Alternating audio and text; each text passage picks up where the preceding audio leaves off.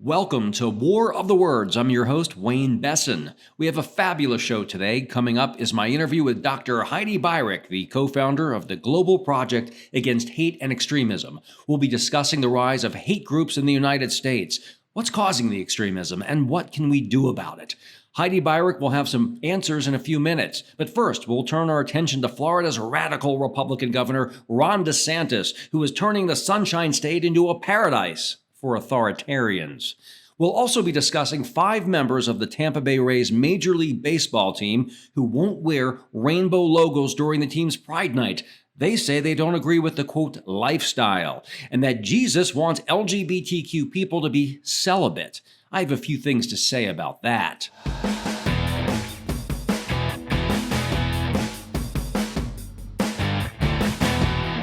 I'm going to begin today's show with a proclamation. Florida's Republican Governor Ron DeSantis should henceforth be known as Ron Little Dick DeSantis. Don't have a dirty mind, I know what you're thinking, but he should be called Little Dick because he acts like a mini dictator. He's attacking corporations in Florida, and if he deems them, quote, too woke, they get a nasty wake-up call, with the governor threatening to cut off taxpayer funds unless they bend to his political will and do exactly what he says. If they support progressive organizations, forget it. He goes after them. To control business leaders, he's using public money to muzzle free speech and somehow spinning this dictatorial behavior as liberty. Meanwhile, in Florida, his right-wing corporate allies can say whatever the hell they want, no matter how toxic or offensive, with no fear of backlash. It's also a little notable that Little Dick DeSantis was conspicuously silent when neo-Nazis recently waved Hitler flags in Orlando. Apparently, Mein Kampf is off limits for criticism in Florida, but Mickey Mouse is fair game. So the first corporation DeSantis attacked on his crusade was Disney. He was pissed off because the company tepidly spoke out against Florida's tyrannical Don't Say Gay law. And this Orwellian law has already had an impact. It has chilled support in schools for vulnerable LGBTQ students. In one instance, a high school student was class president, Xander Moritz, and he was forced to cleverly get around talking about his experience as a gay student during his graduation speech by substituting his curly hair for his sexual orientation. Think about that for a moment. You're trying to teach students about America by taking away their free speech. I mean, where did this kid graduate from? North Korea High? Republicans love talking about freedom, but this sounds more like textbook fascism. Back to Disney. The company mildly expressed its disagreement with Florida authoritarian Don't Say Gay law, and DeSantis swiftly retaliated by eliminating a multi-million-dollar benefit that allowed Disney to largely govern its own affairs on the amusement park's gigantic property. It's a huge property. Disney was in control. DeSantis said, nope, no more. We're taking control, and we're calling the shots now. All because they supported LGBTQ students. And the GOP base was thrilled by this attack on Disney. They swooned over this power play. And with his eye on the big prize of the White House, DeSantis was encouraged to seek out a new target to bully. And this part's hard to believe, but Little Dick shrunk and shriveled to a new moral low, picking a fight with the Special Olympics. Yeah, you heard that correctly. The Special Olympics. He actually threatened to fine the Special Olympics $27.5 million for requiring athletes to be vaccinated against COVID. USA Today columnist Mike Freeman pointed out why this was particularly egregious. He wrote, the Special Olympics has over 1,000 athletes with Down syndrome. 2 years ago, a large study out of the UK showed that people with Down syndrome who get COVID are 4 times more likely to be hospitalized and 10 times more likely to die than the general population. So the only responsible thing to do for a normal governor is to protect these athletes who are particularly vulnerable to COVID. But not in Florida, not Governor Ron DeSantis, not Little Dick. Because they made the tragic mistake of not being fetuses. So the pro-life governor had no use for their health or safety. And then Little Dick, after trashing Disney in the Special Olympics, he moved on to attack the Major League Baseball team, the Tampa Bay Rays. Now, the Rays management was horrified after the spate of mass shootings. And following the mass shooting in Uvalde, Texas, that killed 19 school children, the Rays pledged $50,000 to a gun safety reform group and tweeted, quote, This cannot be normal. We cannot become numb. We cannot look the other way. We all know if nothing changes, nothing changes. For the fatal infraction of this tweet, for the fatal infraction of supporting non-fetal life, DeSantis swiftly punished the team by blocking state money for a new Tampa Bay Rays training facility. And he did this only days before the 6-year anniversary of the Pulse gay nightclub massacre in Orlando, where a shooter murdered 49 people and injured 53. Of course, Little Dick isn't operating in a vacuum. He's only doing this because it's helping him. He has fans who support his fascism. He has a legion of voters who love when he jams his religion down everyone's throat. Case in point, 5 baseball players on the Tampa Bay Rays are refusing to wear a rainbow gay pride logo on their uniforms during the team's Pride Night celebration. Pitcher Jason Adam explained this decision. He said the reason for not wearing the pride gear is because it was faith-based. It was their religion. Of course, isn't it always? He said, quote, "What we want the gays to know is that all are welcome and loved here. But when we put the logo on our bodies, I think a lot of guys decided that it's just a lifestyle. Not that they look down on anybody or think differently. It's just maybe we don't want to encourage it if we believe in Jesus, who's encouraged us to live a lifestyle that would abstain from this behavior. Just like Jesus encourages me as a heterosexual male to abstain from sex outside the confines of marriage, it's no different." Yeah, like hell it's not. I mean, you got to be kidding me. This is the kind of backward thinking that has brought down this country. It's the kind of cavemen-like logic that we have to confront every day, and it is what spreads ignorance, bigotry, and discrimination. That said, I don't think we should punish these players. They've got a right to decide whether or not they wear the rainbow logo. And if we do tell them they must wear it, what are they going to do? Well, they're going to go on Fox News and play the martyr and the victim, and I've been canceled, cancel culture. And then they'd go on a speaking circuit and become heroes on the right. I do think they should be held accountable. You know what? They're entitled to their opinion. I'm entitled to my opinion. You're entitled to your opinion. And we can take them on and say what you're doing is despicable and ugly, because it is. And don't try to mask it in faith and religion. That's no excuse for discrimination. But if you look at what Adam said, the lack of logic there, how can he say all are welcome and loved if he rejects efforts of the LGBTQ community to be treated equally and fairly under the law? How does Adam expect a 15-year-old gay fan who looks up to him as a role model to feel after learning that his idol is a homophobic ideologue? That would be depressing, wouldn't it? Certainly not going to make somebody feel good about themselves. Furthermore, I am fed up with people calling being gay a lifestyle. It's a lifestyle. No, it's not a lifestyle. It's a life. People don't choose their sexual orientation. Christian organizations have tried to prove that people could change, that they could pray away the gay. But every single one of those miserable, rotten experiments ended in abject failure, with a heartbreaking trail of ruined lives. There were survivors groups that exist, dedicated just to helping people overcome their attempts to change their sexual orientation because it was so psychologically devastating. But that is what Adam and these other 4 players are promoting under the guise of faith. And then Adam has a thoughtless suggestion that LGBTQ people could just simply lead celibate lives. You know what? That's equally cruel to me. Well, he and his Christian buddies get to go out and go on dates and then experience the joy and wonder of sex and love with their wives, and often the women these good Christians cheat with. Come on. We all know they don't practice what they preach. Everyone knows that. But he demands, while he's having a good time and his friends are having a great time and falling in love and getting married and having sex, that gay people aren't human in that sense. And they should deny themselves the most basic of human needs and endure miserable, sexually frustrated, lonely lives of desperation and deprivation. Oh, and as a side note, gay marriage is legal, by the way. So does Adam support sex during gay honeymoons? Yeah, I didn't think so. You know what is a chosen lifestyle? Joining a primitive church that bashes gays. You know what's a lifestyle? Joining a church that controls women's bodies. You know what's a lifestyle? joining a hateful church that bestows guns to teenagers who may engage in mass shootings. There are so many peaceful, loving, inclusive houses of worship that these 5 baseball players could have joined. But no, they freely chose to attend backward hate houses that specialize in division and discrimination. The same way that millions of Floridians could have chosen to support decent politicians with integrity, but instead they pull the lever for leaders who traffic in ignorance and authoritarianism.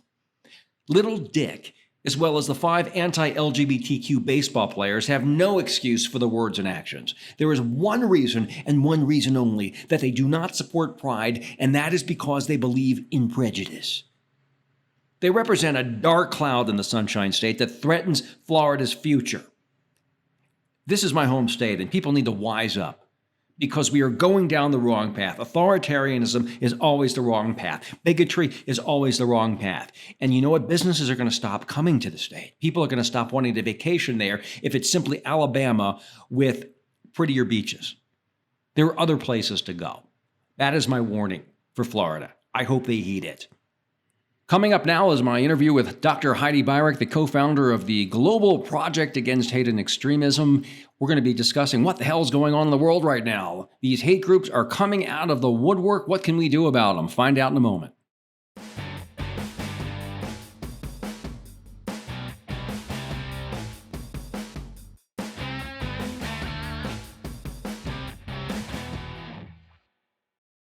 As we've all sadly witnessed, there has been a rise in right-wing hate and extremism across the globe. Dr. Heidi Beirich is the co-founder of the Global Project Against Hate and Extremism. It's a wonderful organization. It's about strengthening a diverse global community. They are committed to exposing and countering racism, bigotry, prejudice, anti-LGBTQ sentiment. And the website is globalextremism.org. Dr. Heidi Beirich, welcome to the show.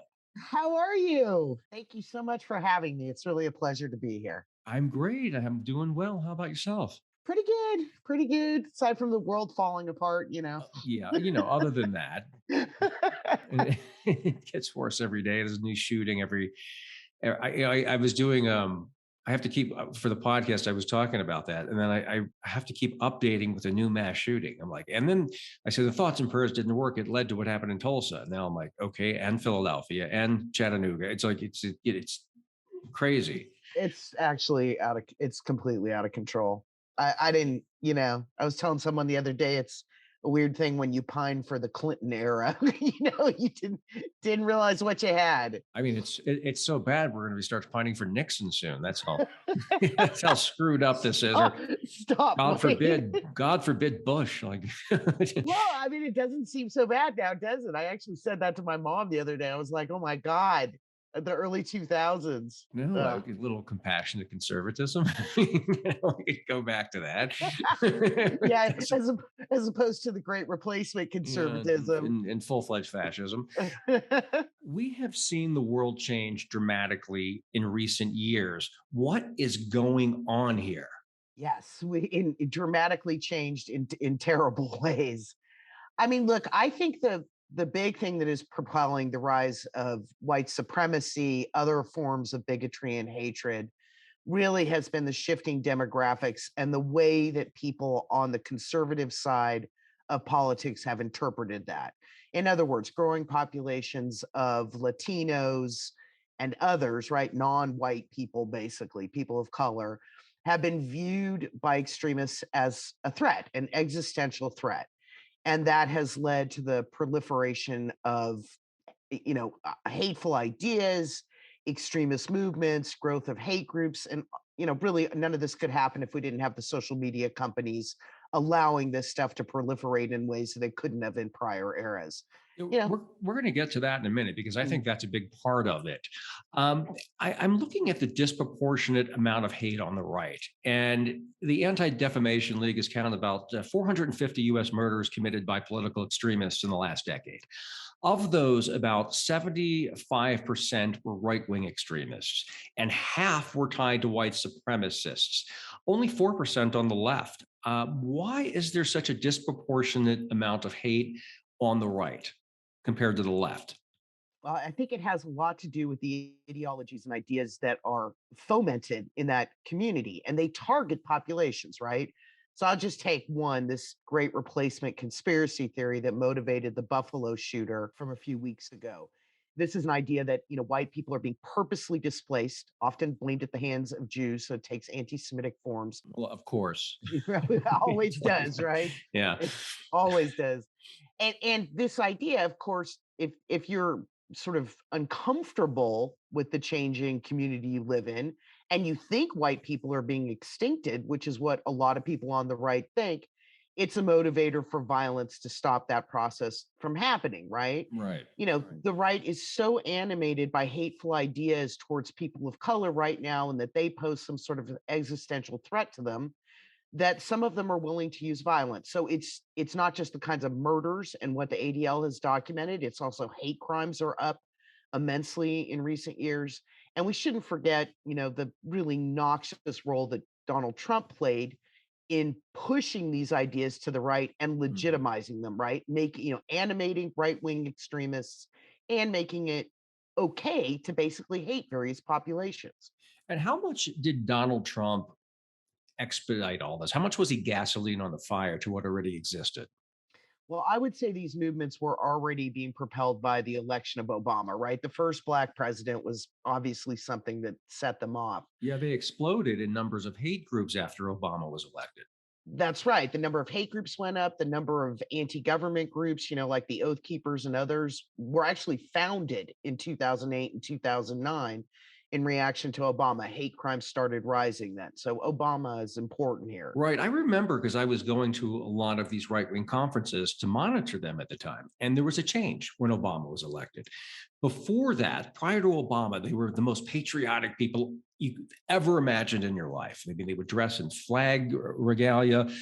They would wave the flag. It was all these patriotic songs. Suddenly, Obama's elected, and it was about America's going down the tubes. God has lifted his veil of protection on the United States of America. Everything changed. There was a bitterness that did not exist before. They thought everything had changed, that America had betrayed them. And I noticed this shift, and it concerned me, and I wrote about it at the time. Did you notice this as well? Oh my God, it was a huge development. I mean, first, right when Obama was elected, we had this incredible rash of hate crimes at like Black churches against interracial couples. It was this incredible eruption of racism. And then at the same time, we started getting the beginnings of the domestic terrorist attacks that are far too regular. I'm thinking of like the shooting at the Holocaust Memorial Museum Right. in 2009, the killing of an abortion doctor around the same time. And the whole patriotic anti government world that you're talking about really started to find America as the enemy. And Obama wasn't an American citizen. They're coming to get our guns. They're going to impose a socialist state. America, as defined by Obama or the coalition that elected Obama, became the enemy, right? And it's just gotten worse since then. Yeah, it really has. And there were opportunities to address it.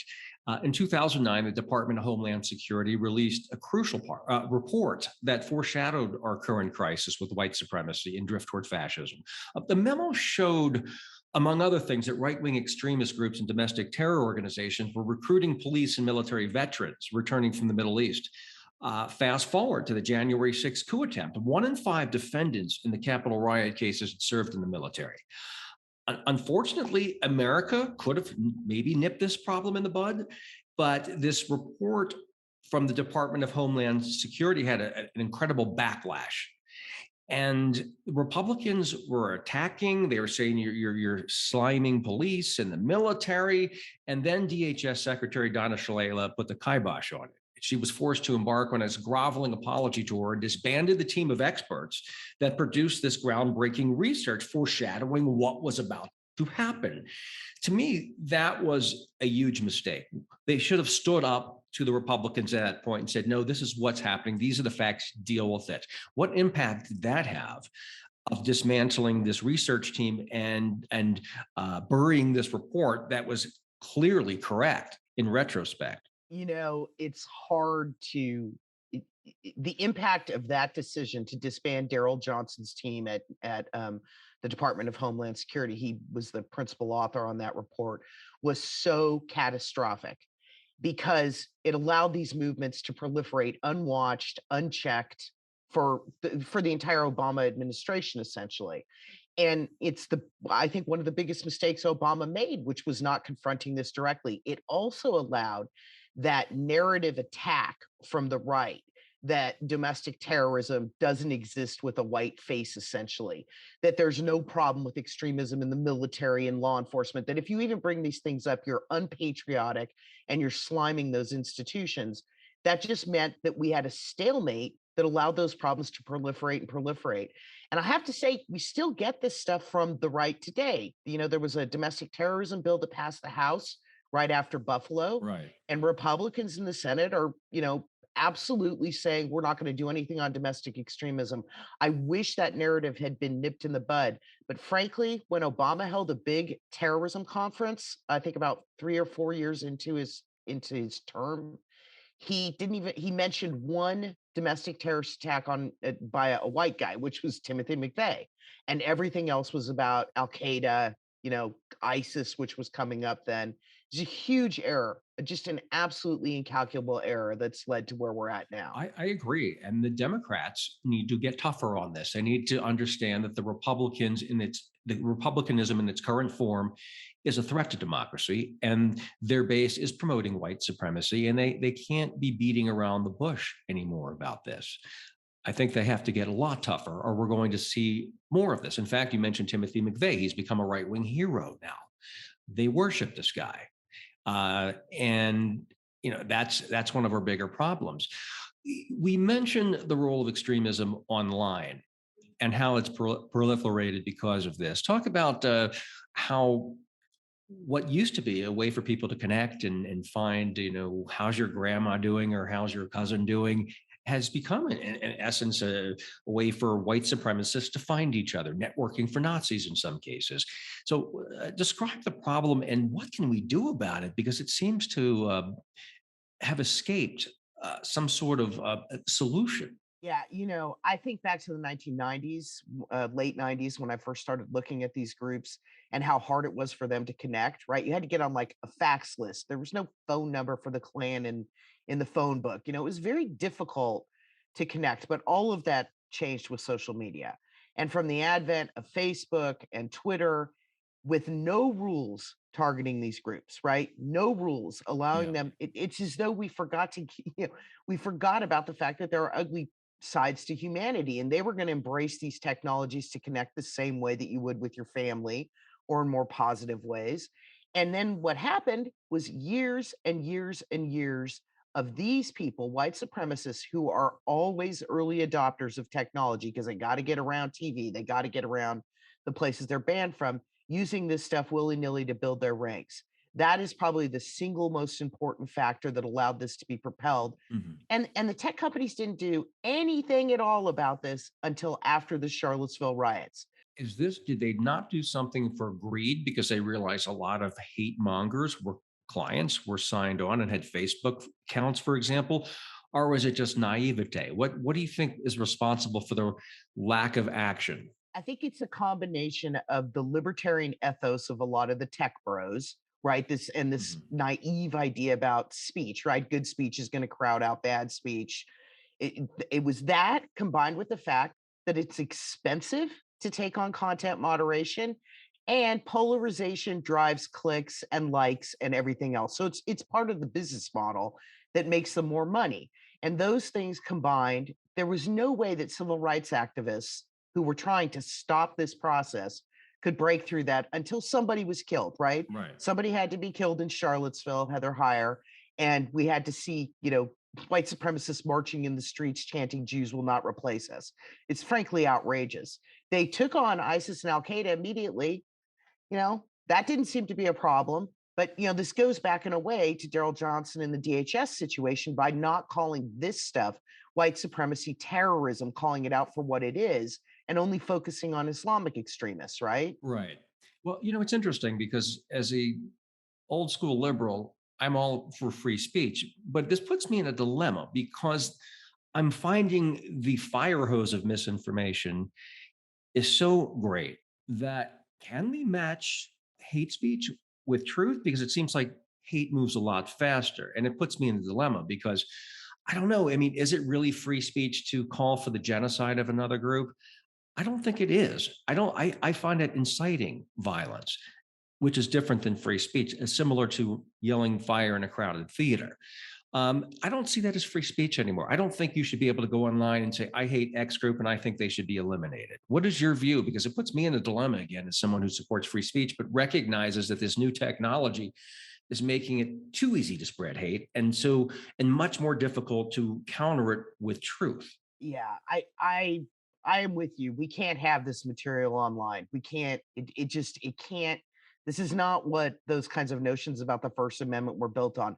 Plus, the fact of the matter is the analogy is not there. Right. This isn't the government, right? Facebook's not the government. It's not the government restricting your speech Mhm. by making these decisions. It's like a restaurant saying, I'm not going to let a Klansman come in here and say a bunch of racist or anti-Semitic stuff, right? It's the same principle. And we've seen too, though, how this not just in this country, but places like the Rohingya and how they were attacked and other groups were slaughtered because of hysteria online and how it's used. So it just seems that this hate and fear can move faster than truth sometimes, and therefore the old way we used to look at this has to change. It's too dangerous, and people's lives actually are at risk by not getting it offline. There's absolutely no question. It's not just the Rohingya. I mean, having a genocide orchestrated off of Facebook is extraordinary, but race riots in India against Muslims in that case, stuff in Sri Lanka, hate crimes that we know are directly related. For example, there's research showing when Trump would tweet about, negatively about Muslims,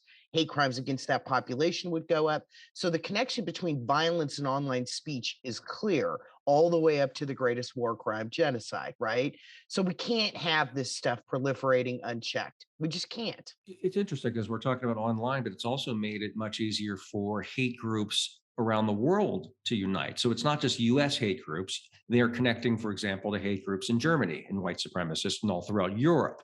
Talk about that, how this is now not a worldwide movement, and we have to start thinking of it that way. That's right. That's exactly right. We don't this isn't you can't look at the issue of white supremacy by looking just inside the borders of the US or just inside the borders of Canada. There is a worldwide white supremacist movement.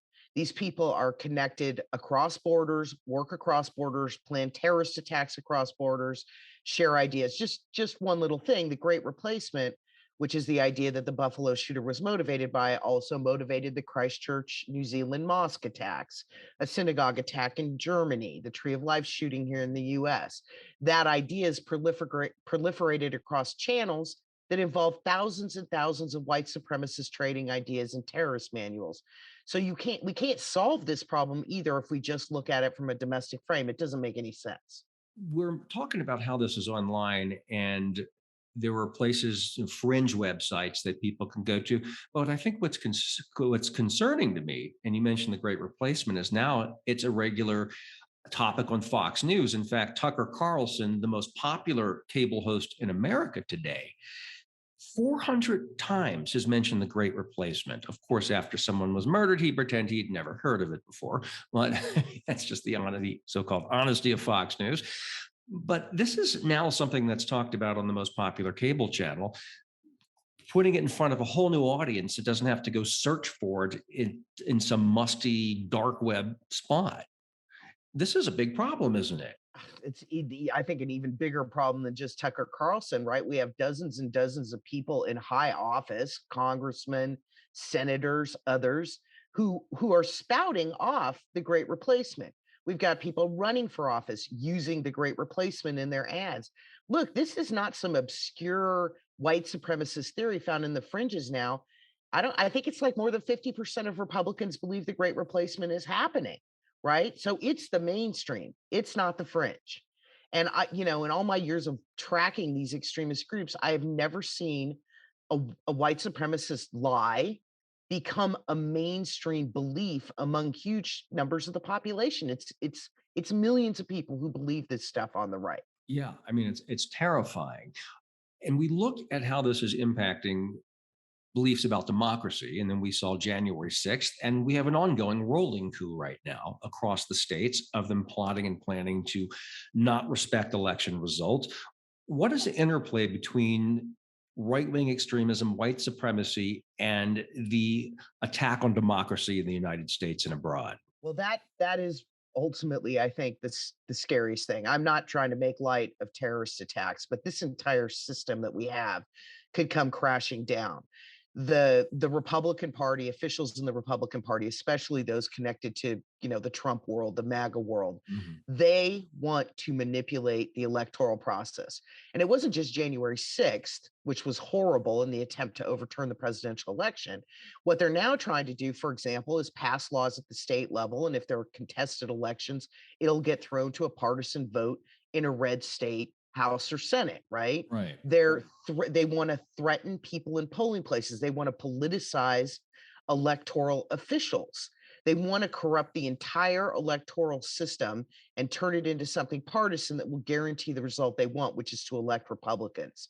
This is scary. And I have to worry about intimidation and violence at the ballot box coming up, especially for people of color, because that's who they're targeting. And, it's just more of the mass hysteria over critical race theory, all of these sort of culture war issues to make people to be afraid to be out in civic space. And we see all these mass shootings and this incredible opposition to any gun control. And we see a lot of these arsenals that these white supremacists are keeping with AR 15s and all kinds of weapons of war. How much of this opposition to reasonable uh, gun reform is due to the fact that a lot of people are now viewing the world through the lens of a potential race war? They need to be ready and armed. You've been dealing with this for decades. I mean, talk about the role and the intersection of guns in this movement. Well, this kind of fantastical gun culture, right? Where you're the one who's going to have the weapon and take down the bad guy. Rambo, Yeah, exactly. Like I'm somehow gonna that's get going to, you. yeah. And we almost never see that. I mean, for every time we see someone actually use a gun to stop a crime, we see how many thousands of people killed by a madman or with a weapon of war. Or suicides because of easy access to weapons or shooting, shooting children by mistake. Right. Yes, it's never talked that way. Look, the gun culture world has wedded itself to the anti-government paranoia in this country. And so we basically have a complete inability to do anything about this. I mean, the NRA is in the way of, with its lobbying efforts, but there's a substantial portion of the population that has become so wedded to guns and extremism, it's a combustible mix, and it's going to keep exploding. And that's not just, Buffalo was an attempted, it was a race massacre.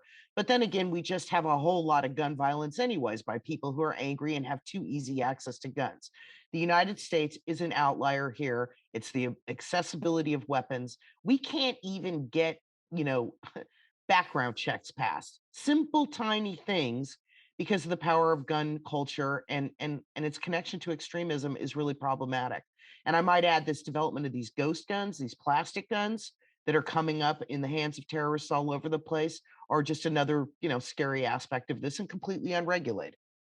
A study by a few researchers came out. Social capital, religion, Walmart, and hate groups in America. They found that for every 10% increase a county has in evangelicals, the number of hate groups increases by 17%. And this is, of course, Trump's base, the MAGA base. What the hell are they teaching in these right wing churches, and what connection does it have to the extremism that you've seen? Well, it's interesting you say that because in those communities also the kids tend to not be in public schools, right? So there is what I would consider an extremist agenda being taught here. It is rabidly anti-LGBTQ, lately focused heavily on trans people. Yeah. It's also anti-Muslim, right? Because they don't believe Muslims belong in this country. It's a religious thing. There's an entire anti-woman agenda here that is wrapped up over the abortion debates, but it's also patriarchal. These people live in like a subculture that most people don't know about, but is very dominant in the Republican Party. It's a rights restricting agenda. And frankly, they're trying to export, or have successfully in some cases, these same ideas, American evangelicals, into other countries. Hungary's attack on the LGBTQ community didn't come out of nowhere. It came with American money and American expertise. The same with Poland. And I'm terrified that if Roe gets overturned and these privacy rights disappear, that the next target of this agenda is going to be the LGBTQ population, right? I agree with you. I mean, they have Alito has outlined his view on this, and they believe that anything that was decided for the right of privacy is illegitimate. And of course, they talk about originalism, like we're all supposed to live at a time when women couldn't vote and people held slaves, and we are stuck in that time period forever. They read the Constitution like they read the Bible, like it's a dead document that cannot progress with human knowledge or empathy. I mean, I sat down and read The Handmaid's Tale over the last few days and was like literally horrified at how much of that looks like what we're seeing right now. And if their agenda is allowed to win, and it's very, very upsetting how much Trump and his movement has empowered them, we're not going to be living in the same America that we're living in right now. A lot of us are going to lose a lot of rights, and it's quite terrifying. In August 2021 public discourse and ethics survey found that 27% of white evangelicals agreed that, quote, true American patriots may have to resort to physical violence in order to save the country. And that's roughly double the percentage for other religious groups. I mean, are these churches about the Prince of Peace or the Prince of Darkness? Well, they're really willing to go that far now. They're going there.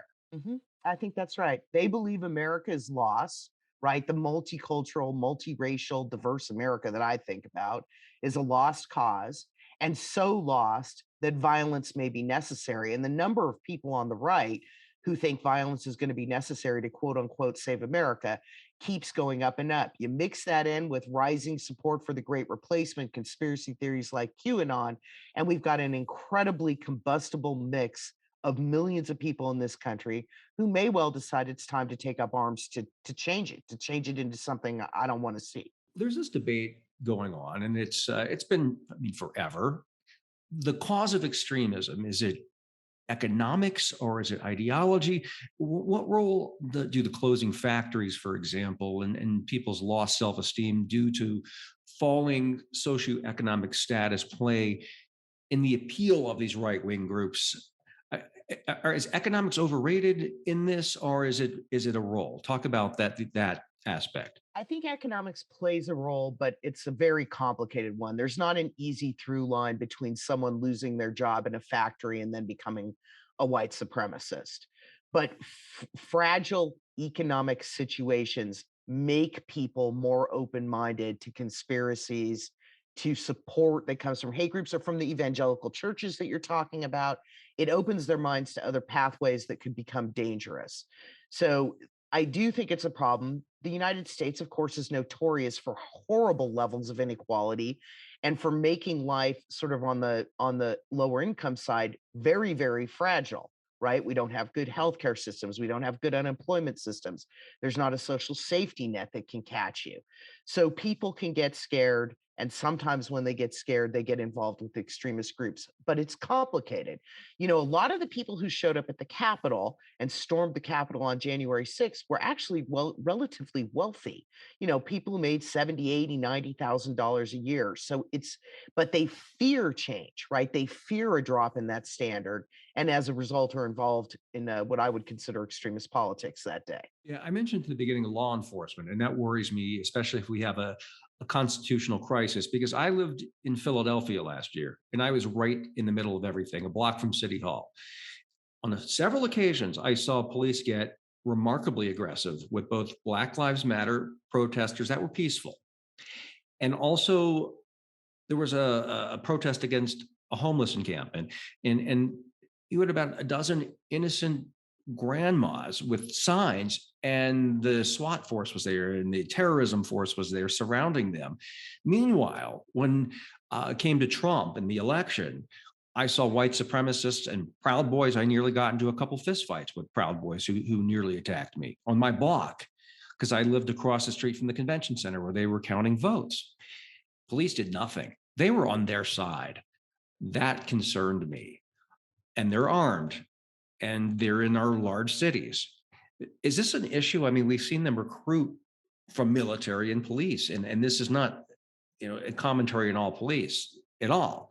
But there are those elements within these forces that are attracted to white supremacy, and that scares me. Yeah, well, two pillars of Biden's national security plan to deal with white supremacist and anti government terrorism are about extremism in law enforcement and extremism in the military. And it is absolutely critical to address this issue that you're talking about. And we know now from the leaks of the Oath Keepers mailing list that it's not like there's one or two cops who are involved in this extremism. Right.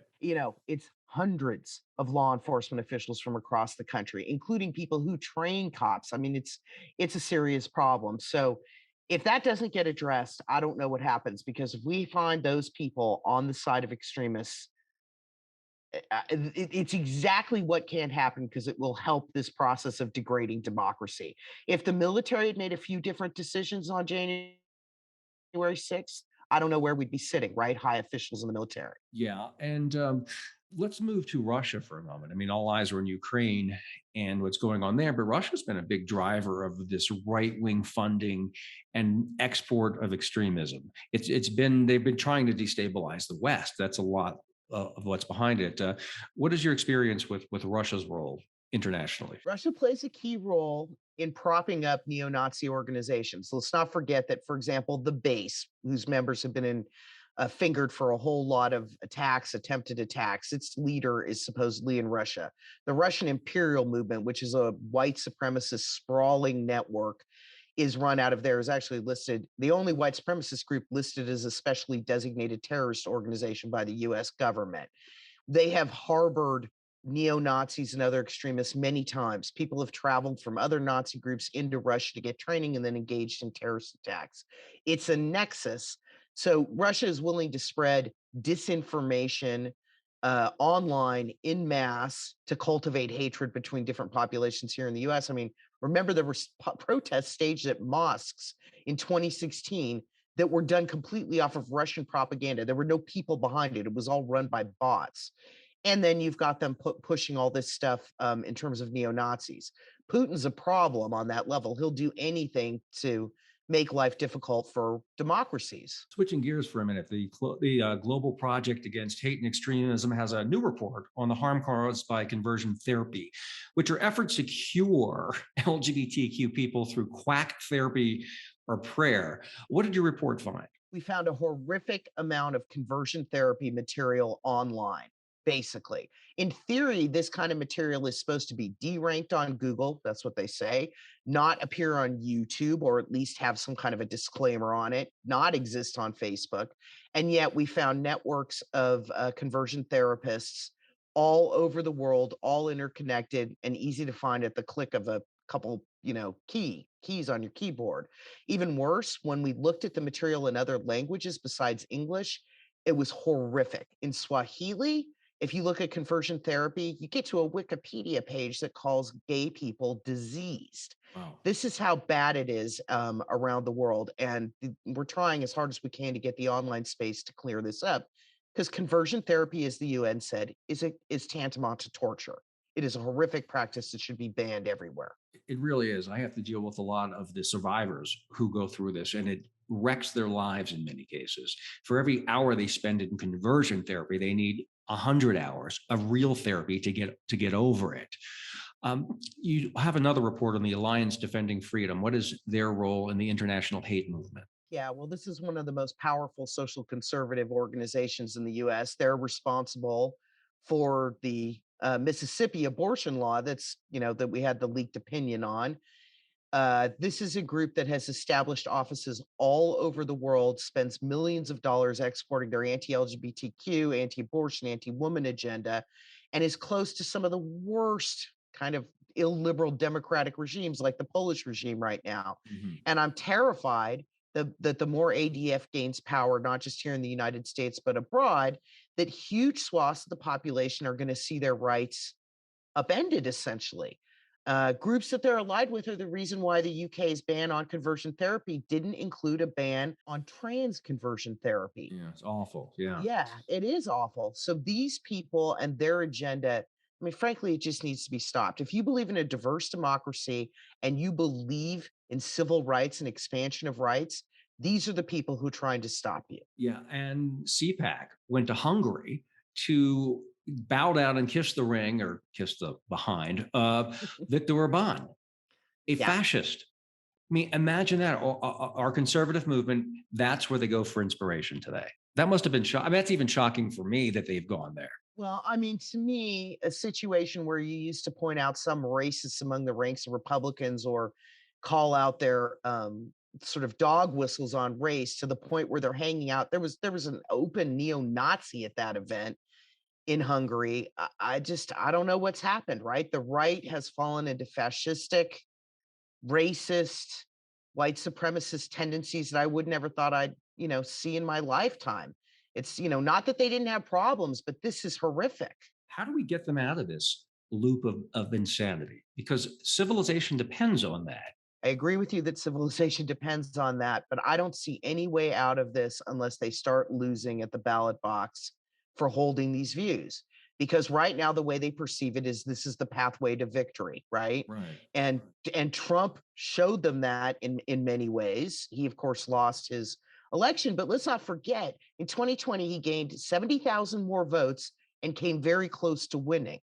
And so what's happening is that people are taking that path and continuing with pushing the bigotry to cynically get elected into office until it stops. It's not going to stop. And it's an important election year. And I hope people get out there and vote because their lives really do depend on who is in charge right now. And it's great that we're voting, but it could be our last time going to the polls if certain people overthrow this country. And we saw what happened on January 6th. It's still going. The only answer is we have to stand up and fight back and refuse fascism and this authoritarian bent that we're seeing in America right now. I agree with you 100%. Thanks for having me. And thanks for taking on these important issues. It really matters. Great having you, and you've done such amazing work over the years. Now, with the Southern Poverty Law Center, and now with the Global Project Against Hate and Extremism. The website is globalextremism.org.